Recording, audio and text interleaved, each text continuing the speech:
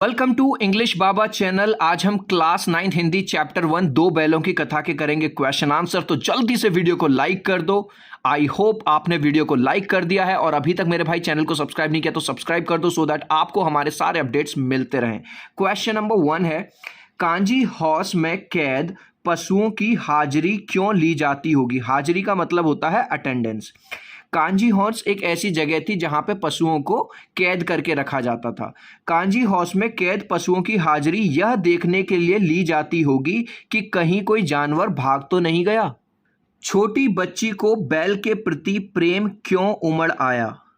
छोटी बच्ची की मां मर चुकी थी, सौतेली मां उसे मारती पीटती थी। बैलों की हालत भी कुछ ऐसी ही थी, उन्हें मारा पीटा जाता था और खाने के नाम पर बस कुछ सूखा भूसा दिया जाता था। इसलिए छोटी बच्ची को बैल के प्रति प्रेम उमड़ आया। कहानी में बैलों के माध्यम से कौन कौन से नीति विषयक मूल्य उभर कर सामने आए हैं। मतलब क्वेश्चन ये पूछ रहा है कि हमें कौन कौन सी शिक्षाएं मिलती हैं। नंबर 1, मुसीबत के समय मित्र को अकेला नहीं छोड़ना चाहिए। नंबर 2, आज़ादी के लिए हमेशा संघर्षशील यानी कि हमें हमेशा आज़ाद रहने की कोशिश करनी चाहिए। तीसरा, अपने मालिक का हमेशा वफादार रहना चाहिए। प्रस्तुत कहानी में प्रेमचंद ने गधे की किन किन स्वभावक विशेषताओं के आधार पर उसके प्रति रूढ़ अर्थात मूर्ख प्रयोग न कर किस नए अर्थ की ओर संकेत किया है। पहले क्वेश्चन को समझते हैं। क्वेश्चन ये कह रहा है कि हमारे समाज में गधे को मूर्ख समझा जाता है, लेकिन प्रेमचंद उसको क्या कह रहे हैं। हमारे समाज में गधे को मूर्ख समझा जाता है। किसी को बुद्धिहीन कहने के लिए भी हम गधे शब्द का प्रयोग करते हैं ना। हम कहते हैं अबे यार गधे हो क्या, अरे पागल हो क्या, गधे हो क्या। परंतु लेखक प्रेमचंद के हिसाब से गधा मूर्ख नहीं बल्कि बुद्धिमान जानवर है।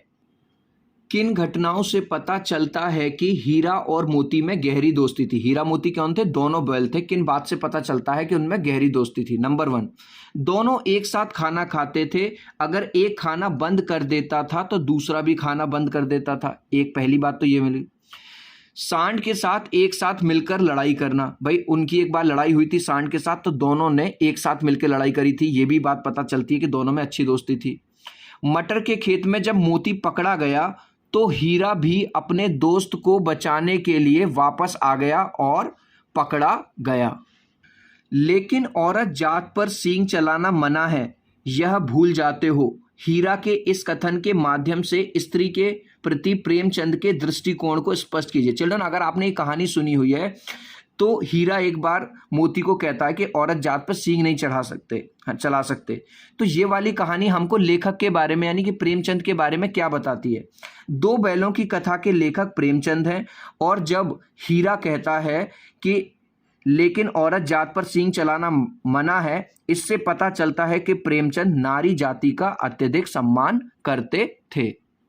किसान जीवन वाले समाज में पशु और मनुष्य के आपसी संबंधों को कहानी में किस तरह व्यक्त किया गया है। किसान जीवन वाले समाज में पशु और मनुष्य के आपसी संबंधों को बहुत गहरा दिखाया गया है। झूरी जो कि हीरा और मोती का मालिक था, दोनों बैलों को अपने बच्चों की तरह प्यार करता था और बैल भी अपने मालिक पर जान छिड़कते थे। इतना तो हो ही गया कि 9-10 प्राणियों की जान बच गई, वे सब तो आशीर्वाद देंगे। मोती के इस कथन के आलोक में उसकी विशेषताएं बताइए। मोती कौन है? बैल है। और जब वो उन जानवरों को बचा लेता है तो वो हीरा से कहता है कि चलो कम से कम इनका तो आशीर्वाद हमको मिलेगा। तो इस बात से हमें क्या पता चलता है? मोती के इस कथन से यह पता चलता है कि वह परोपकारी का मतलब होता है जो दूसरों की हेल्प करे, स्वभाव वाला प्राणी है। अब है चिल्ड्रन, आशय स्पष्ट कीजिए। क और ख। पहले क करेंगे। अवश्य ही उसमें कोई ऐसी गुप्त शक्ति थी जिससे जीवों में श्रेष्ठता का दावा करने वाले मनुष्य वंचित रह जाते हैं। यहाँ पे बात हो रही है हीरा और मोती की, जो कि थे तो जानवर लेकिन दोनों ही एक दूसरे को बहुत अच्छी तरह से समझते थे। हीरा और मोती बिना कोई वचन कहे एक दूसरे के मन की बात को समझ जाते थे। मनुष्य अपने आप को सबसे श्रेष्ठ कहता है किंतु उसमें भी यह शक्ति नहीं होती। तो यहाँ पे ये कहा जा रहा है कि वैसे तो इंसान ये कहता है कि मैं सबसे आगे हूँ, मैं सबसे ऊपर हूँ, लेकिन इंसानों के अंदर भी वो क्वालिटी नहीं होती जो यहाँ पे हीरा और मोती के अंदर दिखाई गई है कि जो एक दूसरे से मतलब बात समझ जाते थे कि एक के मन में क्या चल रहा है बिना कुछ बोले। उस एक रोटी से उनकी भूख तो क्या शांत होती, पर दोनों के हृदय को मानो भोजन मिल गया हो। इस बात का मतलब बताना है। यहाँ आशय यह है कि भूख के समय यदि कोई प्रेम से एक निवाला यानी कि एक टुकड़ा भी खिला दे तो हृदय यानी कि मन तृप्त हो जाता है, खुश हो जाता है। चिल्ड्रन, इस क्वेश्चन का आंसर आप मुझे दोगे कमेंट सेक्शन में। देखता हूं कितने बच्चे राइट आंसर देते हैं। इस कहानी के लेखक कौन है? ए प्रेमचंद, बी पंत, सी निराला या डी नन? इस क्वेश्चन का आंसर आप मुझे दोगे कमेंट सेक्शन में। आई होप आपको ये वीडियो बहुत अच्छा लगा होगा। वीडियो को लाइक कर देना, चैनल को सब्सक्राइब कर देना। अब हम मिलते हैं अगले वीडियो में। Bye bye.